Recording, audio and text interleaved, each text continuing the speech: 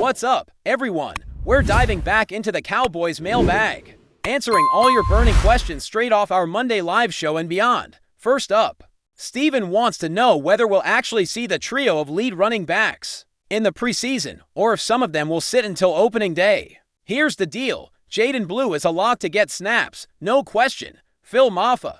2, he's earned his reps and then some. The bigger question is Javonte Williams and Miles Sanders. Personally, I lean toward seeing both of them in at least one exhibition game if one of those veterans doesn't suit up.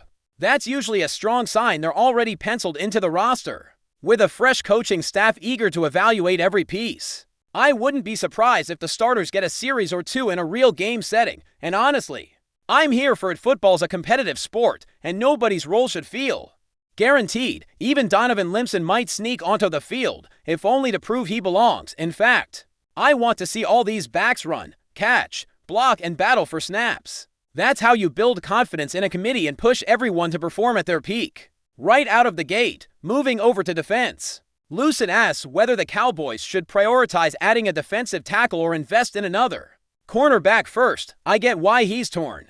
On one hand, defensive tackle depth has been a sore spot last year's haul of 7th-round interior linemen, and undrafted free agents didn't exactly shore up the run game as hoped. On the other, corners who can plug and play immediately seem to be more plentiful on the market right now, at least as short-term stopgaps. Ideally, you'd land talent at both spots, but if I have to pick one, I'm leaning defensive tackle. It's just harder to find difference makers along the interior as the season unfolds. Corners, you can often snag a veteran on a short deal and hope he holds up until your younger prospects are ready. Tackles who can stuff gaps and push the pocket, though that's rarer. So while I'd love to shore up the secondary, I'd be even happier seeing a stout nose guard come in to anchor the middle. Tom's fourth child. Don't worry, there isn't going to be one. Family planning issues are handled off camera. Instead, let's talk quarterbacks. Will Greer make the roster as the emergency third? Or does Joe Milton sneak in? Given current rules, you need an active roster quarterback to qualify as your third emergency option. So someone's getting that spot. My gut says they'll carry all three: Dak Prescott, Will Greer, and Joe Milton. Greer's vested status means he could be cut and re-signed to the practice squad fairly easily. But if you lose Dak to injury or heaven forbid something catastrophic, you want someone who knows the playbook inside and out. Greer has that familiarity, and you'd probably trust him more after he's been repping the first team. That said, Milton brings a different skill set and upside.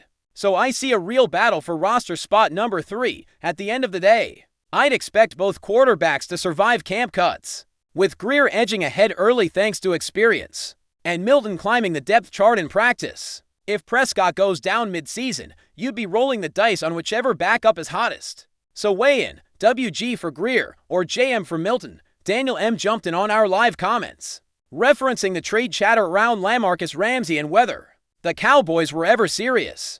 I've said it before and I'll say it again, they never really had a shot. Not with Ramsey's contract and Pittsburgh's complicated 3-team deal that sent him to the Steelers while Minkah Fitzpatrick headed elsewhere. At one point it looked like Ramsey for a mid-round pick was viable, but the money simply wouldn't work against Dallas's cap structure. So while I was wrong on my initial Ramsey valuation, turns out those 5th-round aspirations were wishful thinking. The ultimate takeaway is the Cowboys never pursued him in earnest. They'll always chase talent, but not at any price. And Raymond's cap number was just too rich for what they were willing to pay. Switching gears to the linebacker cores, Ecuador wants to know if Micah Murray can be trusted as a starter and clean up situations where he's reading runs and chasing trash downfield. Absolutely, he's got the instincts and speed to make splash plays. But as soon as you ask him to flow laterally on counters or navigate misdirection, he can get caught flat-footed. There's still development needed, especially if injuries thin out the room. Until Tyler and Leighton fully recover, you could see inconsistency in his gap integrity. In a vacuum, he's explosive. In scheme, he's still finding his sea legs. So do I trust him? Yes, as long as you're smart about how you deploy him.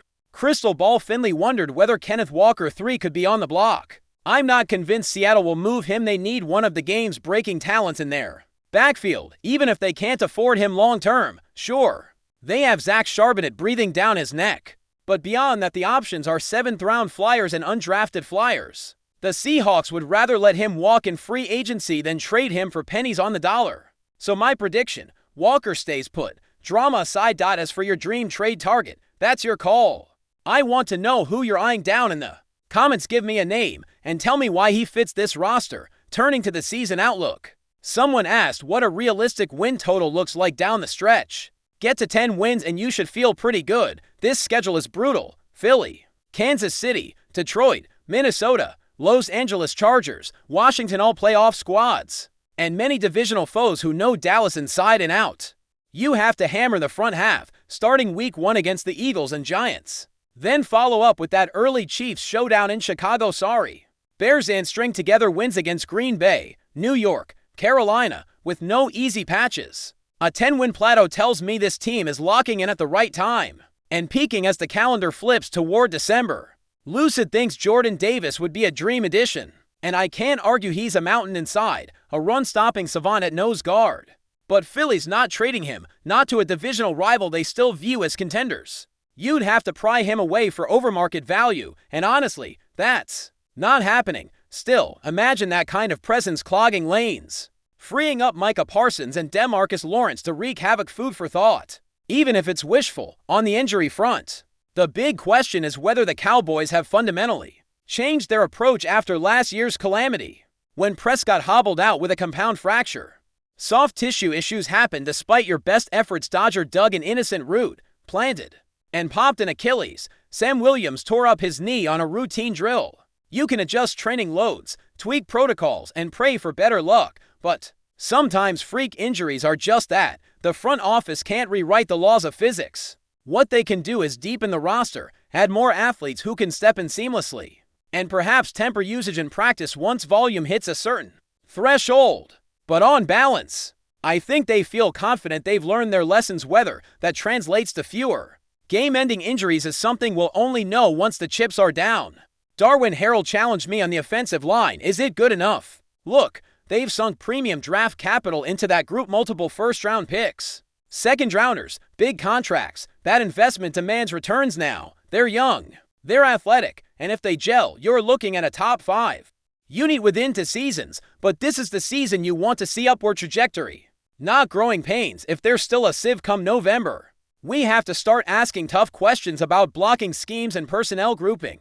The good news, when under center or in shotgun, they've flashed the ability to move bodies and keep Prescott upright. The bar's high, but the talent is there. It's just a matter of consistency. Irvy asked who's left on the market cornerback-wise. Beyond Stephen Gilmore, well, Mike Hilton could be your nickel if you need a blitzing specialist.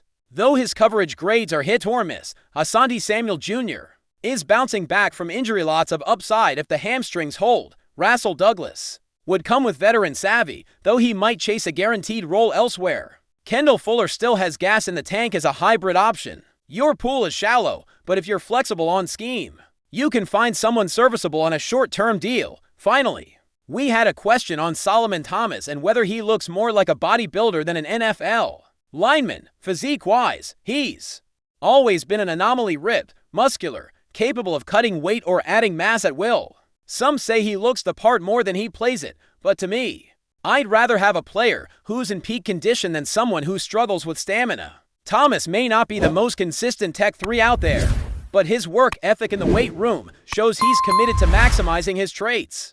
But before we continue, don't forget to subscribe to our channel and give this video a like. Your support helps us keep bringing you the latest updates on the Dallas Cowboys. Feel free to share your thoughts on the news in the comments as well. In what could be one of the most seismic shifts in recent NFL history, whispers are growing loud around the league. Patrick Mahomes, the Kansas City Chiefs superstar quarterback, has reportedly been spotted at the Dallas Cowboys facility. Sources close to the situation suggest that Mahomes may be on the verge of signing a staggering 4-year deal with America's team. While no official announcement has been made by either franchise, the speculation has sent shockwaves through the football world. Witnesses claim Mahomes arrived at the Cowboys headquarters in Frisco under tight security earlier this morning.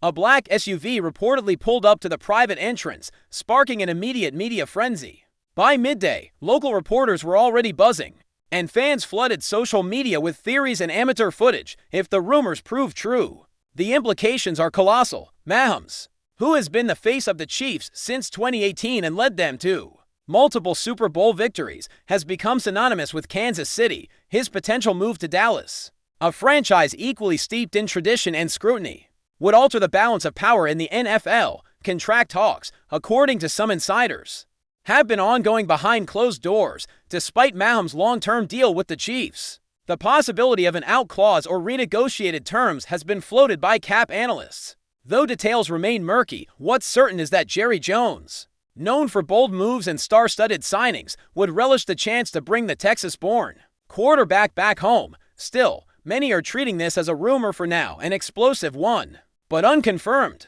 Some skeptics point to the logistical hurdles and the Chiefs' massive investment in Mahomes as reasons to doubt. Others, however, believe that where there's smoke, there's fire. Could we be on the cusp of seeing Patrick Mahomes in a Cowboys jersey? That's it for this update.